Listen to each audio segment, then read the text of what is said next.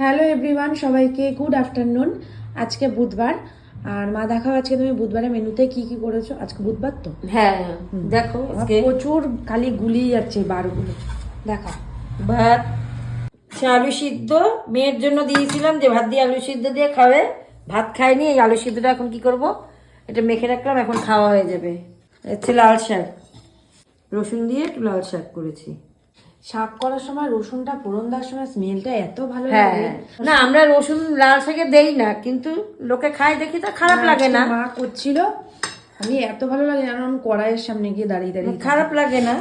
এটা হচ্ছে বাঁধাকপি, টমেটো, কড়াইশুঁটি, আলু দিয়ে বাঁধাকপির তরকারি। এটা হচ্ছে টমেটো দিয়ে তেঁতুল দিয়ে ডাল, হ্যাঁ টক ডাল। হ্যাঁ দইটা নামাতে ভুলে গেছি। রোজি বলে দই খাবো আর খায় না। তোমার গালের মধ্যে কি কি ক্রিম নাকি? এই হচ্ছে টক দই, আজকে খাবো, ঠান্ডা লেগেছে তো ওই জন্যই খাচ্ছি না। রোজি বলে দই খাবো, আর যখন নামিয়ে রাখি তখন আর খায়।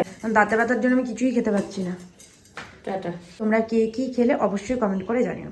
টাটা।